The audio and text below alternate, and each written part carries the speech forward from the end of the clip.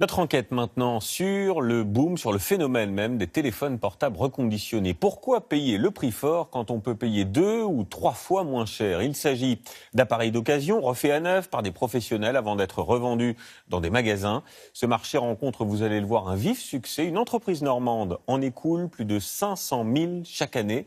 Alors faut-il craquer pour l'occasion? Que valent ces portables deuxième main? Anaïs Barre nous explique tout avec Thomas Paga et Gabriel Camilla. Les smartphones d'occasion gagnent du terrain dans le cœur des consommateurs, mais aussi en rayon. Aujourd'hui, même les grandes enseignes se lancent sur le marché des téléphones reconditionnés. Des téléphones réparés et revendus moins cher que du neuf, qui séduisent de plus en plus de consommateurs.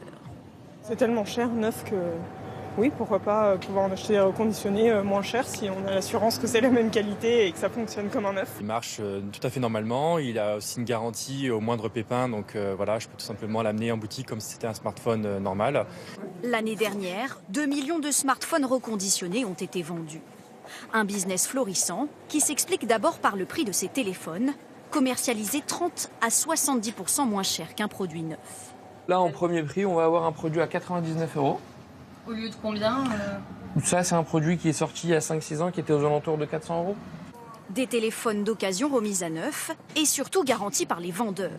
De quoi convaincre les consommateurs les plus sceptiques et expliquer le succès grandissant de ce produit. Tous les composants du smartphone peuvent être changés. Donc, dès le moment où il va y avoir une casse ou un problème de fonctionnement sur l'appareil, il va facilement être réparable. En quelques années, le marché du portable reconditionné a changé d'échelle. Aujourd'hui, les téléphones d'occasion se réparent à la chaîne, dans des usines comme celle-ci en Normandie, qui en reconditionnent 500 000 par an. Ici, on rénove des portables en piteux état pour en faire des produits commercialisables.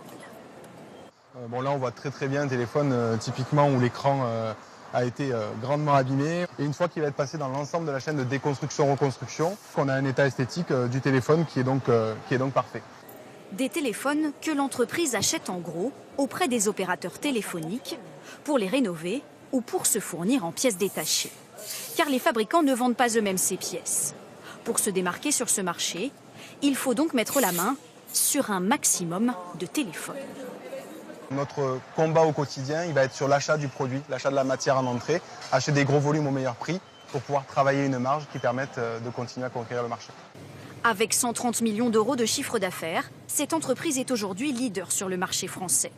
Du coup, cette usine normande embauche 160 personnes l'année dernière et plus de 200 cette année.